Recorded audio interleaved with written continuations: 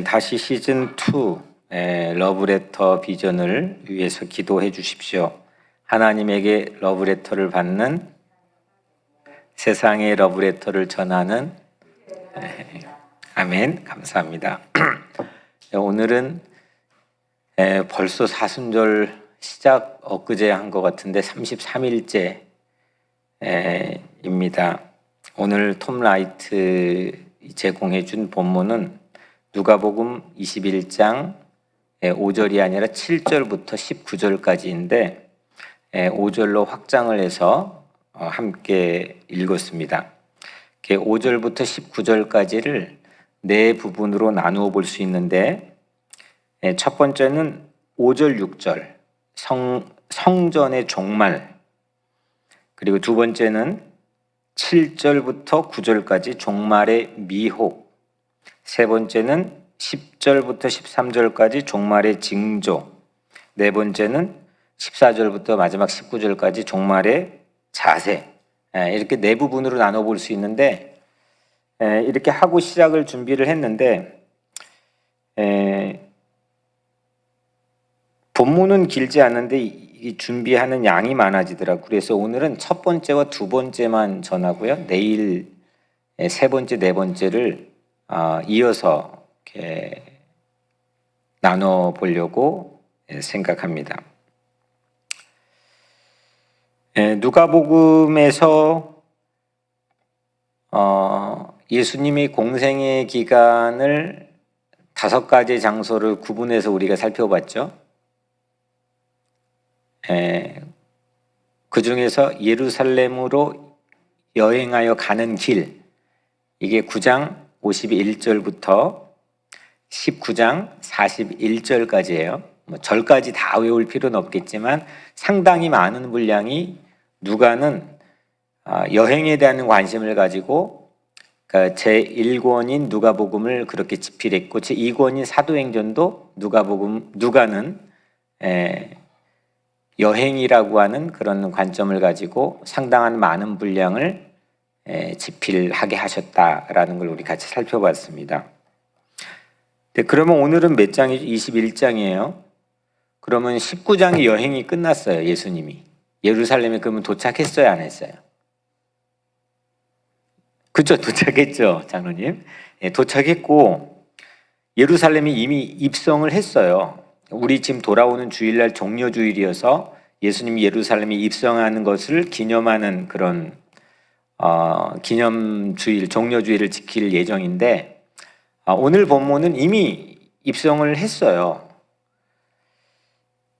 그리고 나서 끝날 종말에 대해서 예수님께서 오늘 아주 깊이 얘기를 하시는데, 예수님의 인생 안에서 또 마지막 한 주, 끝날이 가까워 오고 있죠. 끝날을 눈앞에 두고 그거를 미리 감지하고 아시는 예수님께서 끝날 얘기를 하시니까 상당히 생동감이 있는 얘기를 하시는 거죠.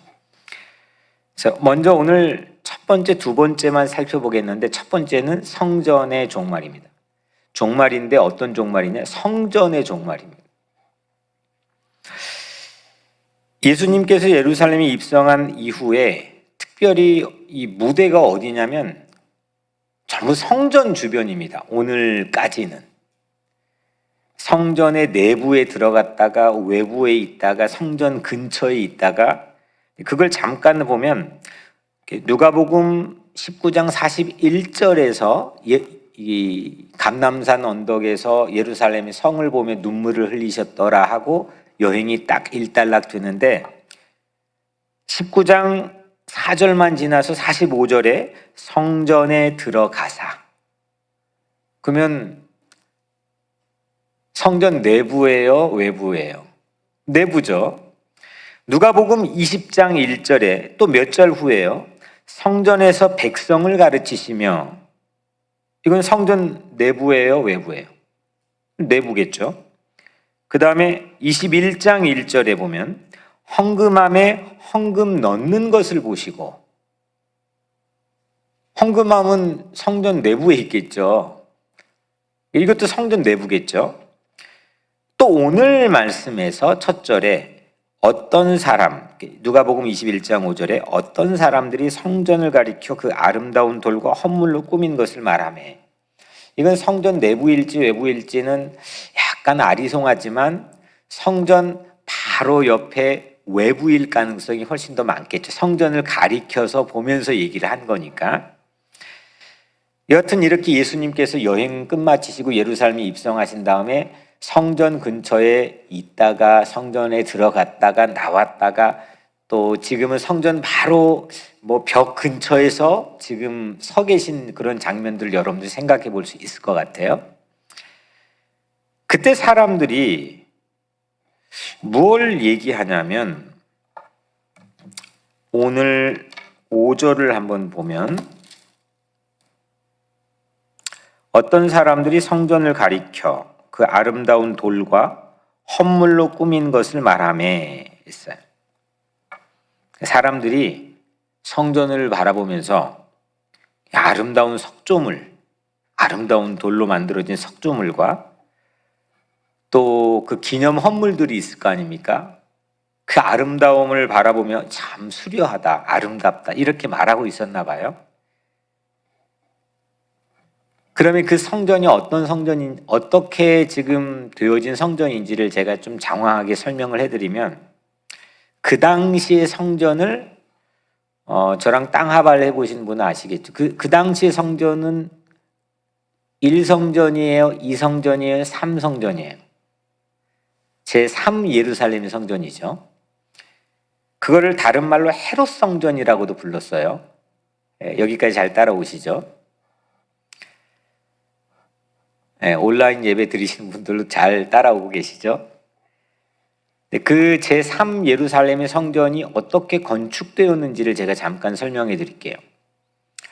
예수님이 이 땅에 오신 해를 그 지로라고 생각한다면 그로부터 169년 전, 그러니까 기원전 169년이죠. 그때에 시리아의 군대에 의해서 그 지난주일 설교했지만 부정한 동물이 유대인들에게는 어떤 동물이라고 했죠? 돼지. 그럼 먹지도 않고 기르지도 않고 근처에 가지도 않아요. 근데 이 부정한 동물인 돼지 피를 갖다가 예루살렘의 성전에 난입해서 성전에 피를 뿌려요. 돼지 피를. 그러니까 이 이스라엘 민족은 그 소문을 들은 자들마다 어마어마한 모욕을, 그러니까 자기가 죽는 것보다 더 큰 모욕을 느낀 거예요. 그리고 이때 성전은 제3 예루살렘의 성전이 아니고 제2 예루살렘의 성전이에요. 그걸 다른 말로 하면 스룹바벨 성전이라고 불렀죠.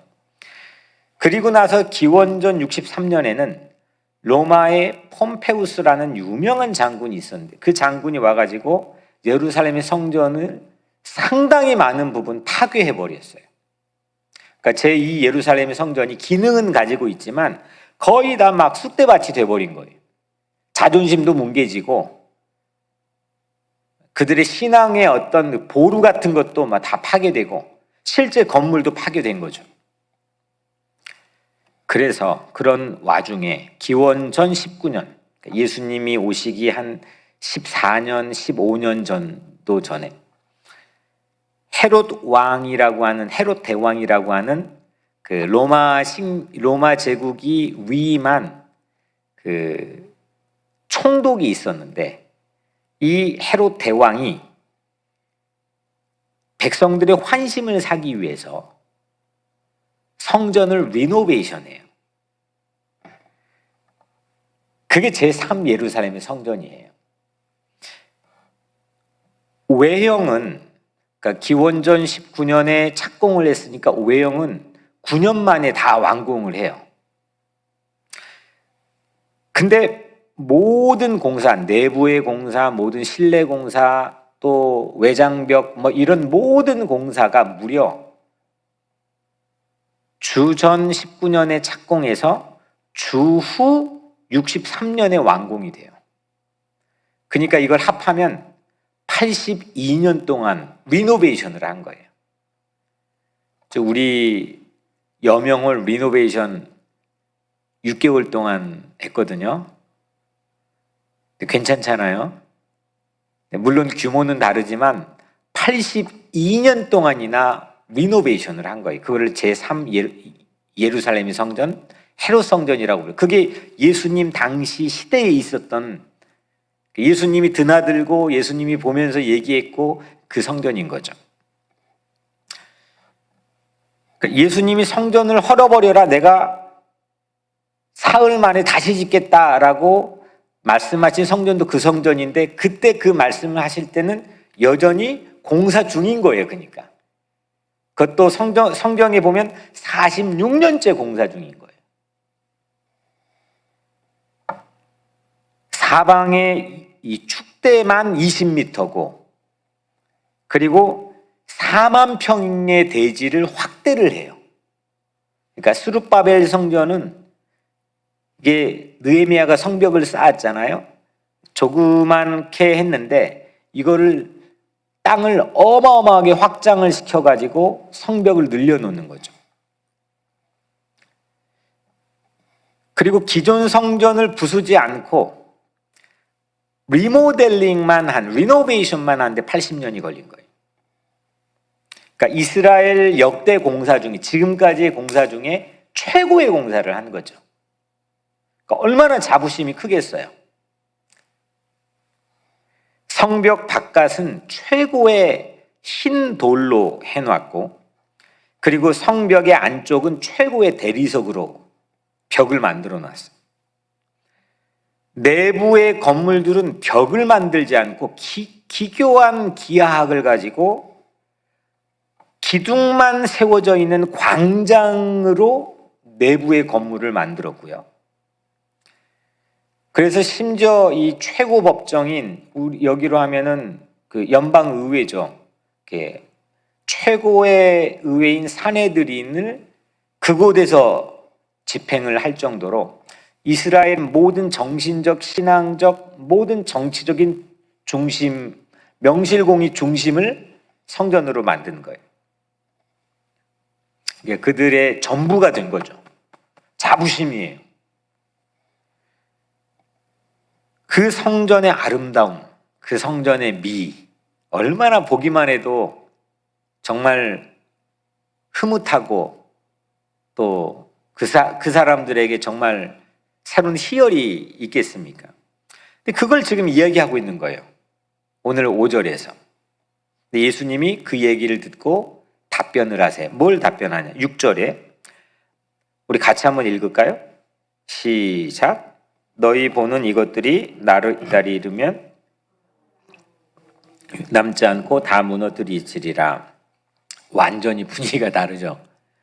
여러분들, 우리 리노베이션 저렇게 팬데믹 기간에 열심히 했는데 누가 와가지고 저거 다 돌 위에 돌아 남지 않고 무너져 라고 말하면 우리 기분이 어떨까요? 괜찮을까요? 상당히 불쾌하겠죠. 그 얘기를 예수님이 하신 거예요. 이건 무슨 소리야? 라고 할 수 있는 그런 충격적인 발언을 예수님이 하신 거죠. 최고의 솜씨와 최고의 애정을 쏟아붓고 꾸며놓은 장식한 성전, 식민지 지배를 받아도 정말 이것만큼은 빼앗길 수 없다고 생각했던 민족의 자부심인 그 성전이 돌 위에 돌 하나 남지 않고 완전히 싸그리 무너질 거야 라고 예수님 말씀하셨어요. 청천벽력입니다. 우리 사는 여기 미국으로 치면 백악관, 여기 트윈 빌딩을 2001년도 9.11에 했지만 그 여파, 경제적 여파는 지금까지 지속되고 있거든요. 근데 백악관, 자유의 여신상 이런 것 파괴된 것과는 비교할 수 없는 거예요. 실제 예수님이 예언대로 됐어요, 안 됐어요? 예수님이 예언대로 주후 70년, 그러니까 성전이 완공이 82년 만에 됐으니까 주후 63년에 완공이 됐다 그랬어요. 그러니까 완공되고 7년 이후에 로마의 군인들이 와서 완전히 다 파괴해버렸어요. 82년 동안 만들어 놓고 7년 누린 다음에 예수님 말씀대로 전부 다 파괴돼 버린 거예요. 실제 역사 안에서도. 로마군이 그때 파괴할 당시 요세푸스라는 역사가의 기록에 의하면은 성전에 막 불을 지르고요. 그리고 특히 금을 약탈해 가는데 성전에 이 불이 화재가 나가지고 금이 녹아내리는데 돌 사이로 스며들었어요. 그래가지고 이 로마 군인들이 금을 찾으려고 모든 돌을 다 파헤치고 무너뜨렸어요. 실제로 예수님의 예언대로 돌 위에 돌 하나 남지 않고 이 성전이 쑥대밭이 되고 다 무너진 거죠. 예수님 예언대로 된 거예요. 다만 로마의 전략상 서쪽 벽만 남겨놨는데 그 서쪽 벽의 하단 부분인 450m만 파괴되지 않고 남아있는데 그게 여러분들 성지순례 때 가본 통곡의 벽입니다. 그러니까 거기만 남겨있고 지금도 유대인들이 가서 막 머리 흔들면서 기도한 이유가 우리 조상들의 죄 때문에 여기가 파괴되었는데 우리가 대신 회개합니다 하고 매일 가서 밤낮 24시간 회개하는 거 봤잖아요. 그게 그때 파괴되고 남은 그 450m 벽인 거예요. 가장 아름다운 성전, 가장 자부심을 줬던 성전이 비참하게 파괴되었습니다. 가장 정성스럽게 만들었던 성전, 일순간에 눈앞에 사라졌습니다. 자부심이 패족의 심벌이 되었습니다. 이게 사람의 시선과 주님의 시선이 이렇게 다른 거죠. 지금은 사람들은 이거 봐라, 이거 너무 아름답지 않냐? It's so beautiful. 이렇게 얘기하는데 예수님이 바로 곧장 이건 돌 위에 돌 하나 남지 않고 다 무너질 거야. 사람이 바라보는 시선과 주님이 바라보는 시선이 완전히 다른 거죠. 우리는 수려함을 보죠. 아름다움을 보고 매혹적인 걸 보고. 근데 주님은 오늘 본문에 보면 추악함을 봤어요. 나는 웅장함을 봐요. 화려한 걸 보고. 근데 주님은 초라함을 보셨어요. 주님의 일은 뭐냐? 우리가 이 말씀 안에 살펴볼 수 있는 주님의 일은 뭐냐? 주님의 일은 내가 만들었던 화려함을 다 허물어 버리고 주님의 아름다움으로 다시 세우는 것. 이게 주님의 일인 줄로 믿습니다. 이거를 성경적 용어로 하자면 거듭남, born again 이라고 부르는 거죠. 요한복음 3장 3절 진실로 진실로 내게 이르노니 사람이 거듭나지 아니하면 하나님의 나라를 볼 수 없느니라 그랬어요. 그러니까 사람이 다시 이전의 삶이 다 싸그리 돌 위에 돌 하나 남지 않고 허물어지고 다시 세워지지 아니하면 다시 태어나지 아니하면 하나님 나라에 합당하지 않다는 거죠. 이 예수님의 판단인 거죠. 지금 제가 붙잡고 있는 이 강대상 예쁘죠? 저는 너무너무 이거 이렇게 잡고 있을 때마다 너무 좋아요. 바라볼 때도 좋고요. 이거는 전 세계 우리 교회밖에 없는 거거든요. 특별 디자인 주문 제작을 한 거고 어디 찍어낸 게 아니라 한국에서 우리 목사님이신 목수가 직접 기도하면서 제작을 한 세계 유일한 강대상이거든. 근데 제가 물어봤어요. 어젯밤에 설교를 준비하려고. 이 본통은 어떤 나무냐면 영어로 레드 오크인데 상수리나무, 한국말로 하면 뭐 도토리나무, 이게 이제 본통입니다. 그리고 여기 제자의 길 있잖아요. 이게 제자의 길인데 제자의 길과 이 십자가는 블랙 월렛, 그러니까 호두나무, 우리나라 말로 하면. 그러니까 이 두 가지 나무로 제작을 한 거예요. 두 나무로. 본통은 이 상수리나무고 이거는 뭘 상징하냐면 레드 오크잖아요. 그러니까 일부러 이 나무를 선정한 이유 자체가 예수님의 보혈을 상징하게 하려고. 시간이 지날수록 세월이 흐를수록 이게 붉어져요. 이 나무가. 그리고 이 이거는 이제 호두나무로 제작을 한 거죠. 그러니까 큰 나무 두 개에서 어디에서 심겨졌고 어디에서 자란지 우리는 알지 못하지만 큰 나무 두 개에서 이 작품이 나온 거죠.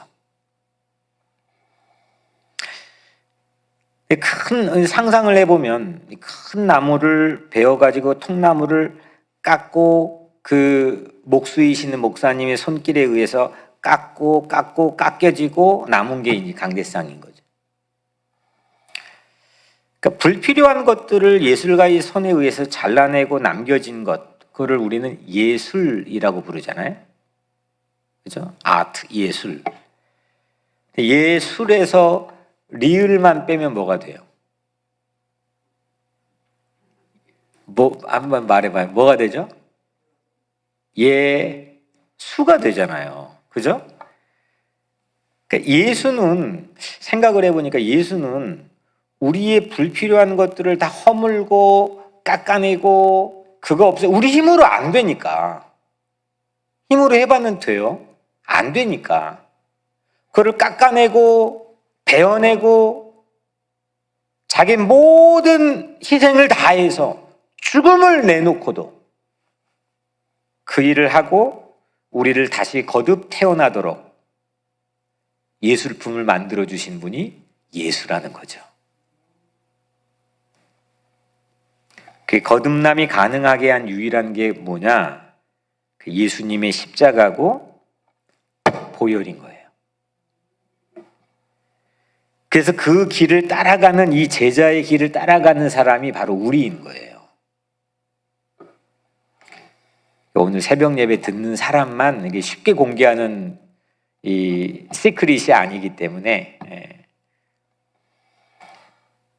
십자가와 보혈 위에 우리가 함께 걸어가는 제자의 길, 이게 오늘 강대상이 가진 의미예요. 그래서 우리의 강대상은 예술이기도 하지만 예수예요. 그래서 이 강대상에서 오직 예수를 선포하려고 하는 게 제 마음에 주신 간절한 소망이에요. 그래서 우리는 이 강대상에 선포되는 말씀을 통해서 다른 걸 만날 필요가 없이 예수를 만나면 되는 거죠. 예수님 만나서 내 인생이 깎여지고 예술품이 되고 거듭난 인생이 되는 거예요. 예수님의 시선과 내 시선이 다른 거를 인정해야 돼요. 달라요. 우리가 예수님의 시선으로 바뀌어져야 돼요. 내 인생 위에 돌 하나 남기지 않고 다 허무시고 오직 십자가와 보혈을 통해서 우리를 정결하게 하고 다시 태어나게 하실 이 강대상의 말씀 선포가 예수의 예술로 그렇게 이어질 수 있도록 피차간에 서로 최선을 다해서 노력하는 우리가 되도록 그렇게 되기를 주의 이름으로 축원합니다. 이것만 멋있게 있으면 뭐하겠어요? 이걸 통해서 우리가 예수를 만나야지. 이게 성전의 종말의 의미예요. 성전은 종말, 교회가 종말되어야 되나? 교회를 막 엔티 크리스찬들이 공격하면 괜히 막 화들짝 놀라는 그런 아마추어적인 감성만 가지고 있을 필요가 없이 교회가 위기를 맞는다, 성전이 종말을 맞는다, 이 의미는 과연 어떤 영적인 의미가 우리에게 내포되어 있어야 되나? 이걸 우리가 생각해 볼 수 있다는 거죠. 두 번째는 성전의 종말의 미혹입니다. 7절부터 9절까지인데요. 사람들은 82년 동안 지었으니까 못해도 82년은 가겠죠. 820년은 가겠죠 생각하는 그 지속 가능한 영속성을 바라봤겠죠. 그걸 보면서 야, 이 정도면 흔들리지 않겠지. 근데 예수님은 82년이 뭐예요? 지금 이제 46년째였겠지만 그 어마어마한 공력을 들이고 흔들리지 않겠다라고 생각했던 그 지점에서 끝을 얘기하는 거예요. 종말을 얘기하는 거예요. 충격적이죠, 사실은. 사람들이 이 시점에 당연히 물어요. 7절에 그들이 물어 이르되 선생님이여 그러면 어느 때 이런 일이 있겠사오며 이런 일이 일어나리 할 때 무슨 징조가 있사오리까?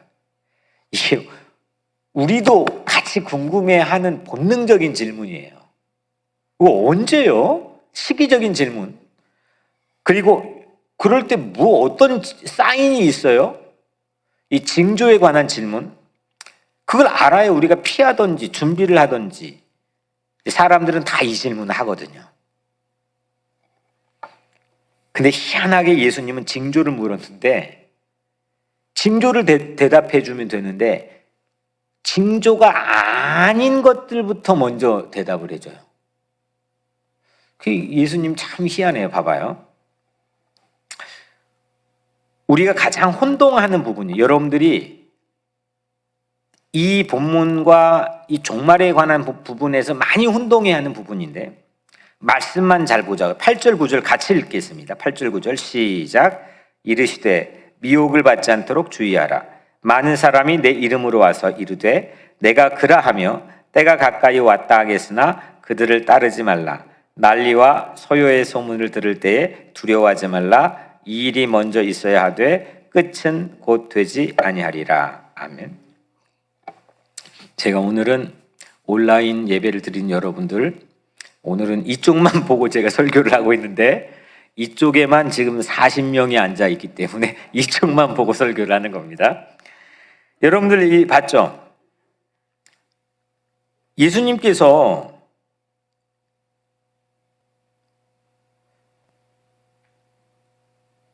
종말 앞에서 괜한 호들갑을 가지고 두려워하지 말라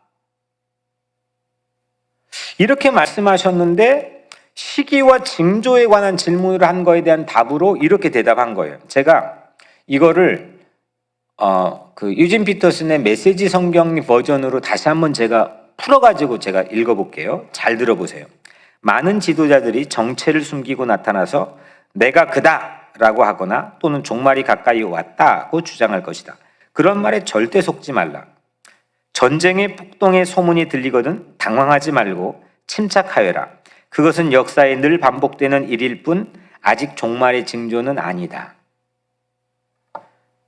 오늘 여러분들이 갖고 있는 성경은 이 일이 먼저 있어야 하되 끝은 곧 되지 아니하리라. 이게 징조예요, 아니에요?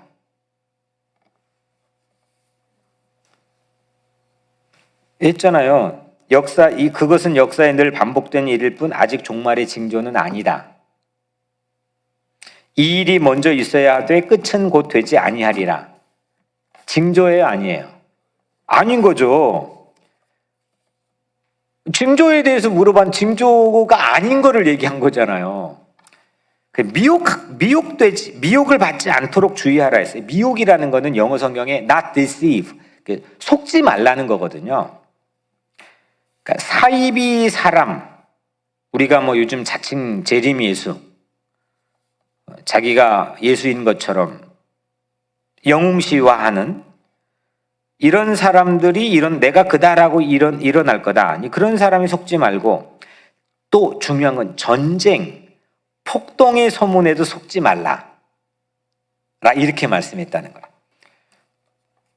이거는 역사에 늘 반복된 일이고 예수님이 말씀한 종말의 징조는 아니기에 속지 말라. 이게 오늘 예수님의 바로 그 질문에 대한 답이에요. 근데 우리는 이런 것들로 종말인가 봐 이렇게 생각할 때가 많잖아요. 이 성경에서 얘기했으니까. 근데 예수님께서는 그리고 뭐라고 말씀했느냐?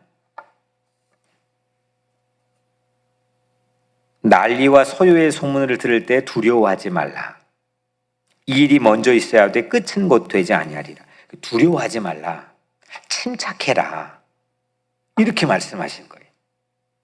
근데 사람들은 사이비 소문에 늘 호들갑 반응하죠. 그리고 그거 호들갑 반응하면 다 속아요 또. 두려워하고 당황하고 휩쓸려요. 사람들은 선동에 약해요. 사이비 사람, 사이비 소문, 요즘 말하는 페이크 뉴스, 가짜 뉴스, 이런 거에 다 약해져서 깨어지기 쉬워요. 근데 우리는 진리는 하나님의 말씀밖에 없는 거예요. 그 말씀 앞에서 내가 약해지고 깨어져야지, 선동 앞에서 약해지고 깨어지는 게 종말의 의미가 아니라는 거예요. 그래서 그런 것 따위에 두려워하지 말고 당황하지 말라는 거예요, 예수님이. 근데 우리는 이 말씀을 갖다가 어떻게, 얘 종말인가 봐. 그 말씀을 아전인수격으로 해석할 때가 많이 있다는 거죠.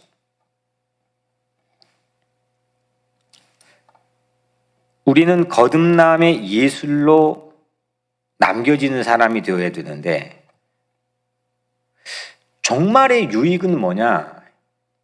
예수님께서 종말을 얘기하신 이유는 막 우리를 협박하고 겁박해가지고 종말이 와, 정신 차려, 그런 의미도 어느 정도는 있겠지만 그게 주된 목적이 아니고 오늘을 잘 살게 하기 위해서 종말을 얘기하는 거죠. 그러니까 어제와 다른, 어제의 개차반으로 살았던 내 삶과 다른 오늘을 잘 살게 하기 위해 내일의 종말을 예수님께 얘기하시는 건데, 하나님 없는 종말, 잘못 이해한 종말은 오늘을 잘 살게 하지 않고 오늘을 무력하게 살게 하고 두려움 가운데 살게 하고, 두려우니까 쉽게 미혹돼 버리고 이런 모습으로 우리를 살게 하는 게 잘못된 종말이라는 거죠. 그래서 종말을 아는 사람은 더 오늘을 힘차게 최선을 다해 사는 거예요. 예수님의 당부는 종말을 말씀한 후에 종말의 징조, 종말의 사인은 먼저 말씀하지 않고 사이비 사인을 먼저 말씀했다고 하는 것은 우리에게 깊은 통찰력을 제공해 주시는 거예요. 오늘 흔들리지 않고 두려워하지 말고 용기 잃지 않고 사이비 사인에, 사이비 징조에 흔들리지 말고 용기 있게 믿음으로 오늘 살으라는 겁니다. 그래서 오늘 그 말씀 9절 마지막이죠. 끝은 곧 되지 아니하리라. 이게 정말 사인 아니라는 거죠.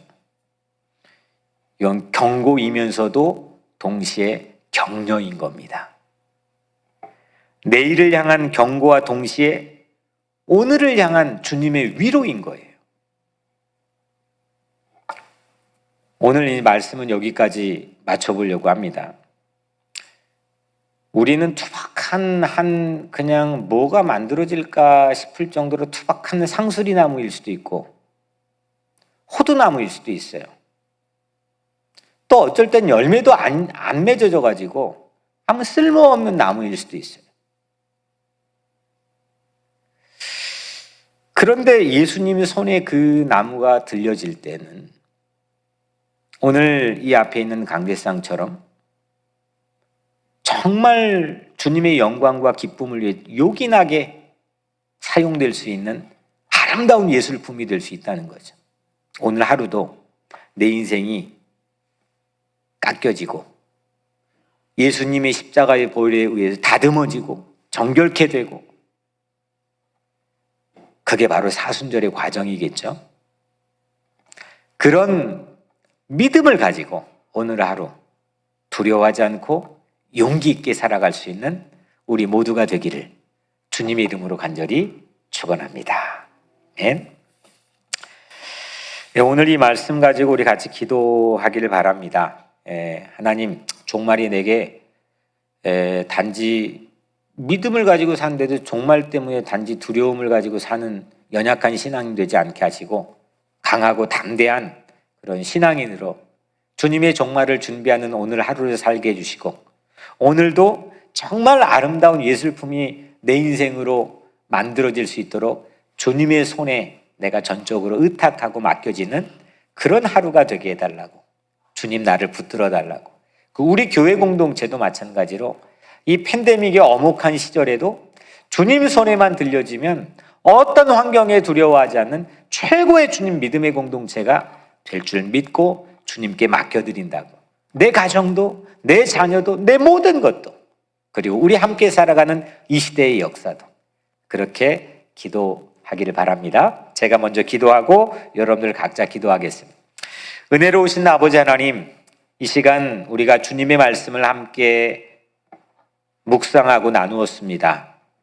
이 종의 손에 붙들려 있는 이 강대상의 의미처럼 우리 인생이 주님이 십자가에 못 박혀 있는 그 사랑의 손길에 붙들린 바 되게 하여 주옵소서. 그래서 못난 부분, 부족한 부분, 의심으로 가득 차고 불안에 가득 차는 모든 부분들이 주님의 손에 의해 다듬어지고 깎여지고 부서지고 깨어져서 그 안에 정금같이 단련되고 아름다운 모습으로 승화될 수 있는, 거듭날 수 있는 오늘 하루가 되게 우리를 축복하여 주시옵소서. 하나님, 우리는 늘 주님 앞에 못나고 부족한 모습이지만 우린 주님의 십자가를 바라보며 걸어가고 승리를 확신하며 달려갑니다. 하나님, 이 사순절 기간 동안 온 성도들 축복해 주시고 특별히 새벽 기도회를 참여하는 모든 우리 성도들을 주님께서 축복하여 주시옵소서. 예수 그리스도의 이름으로 간절히 기도드리옵나이다. 아멘.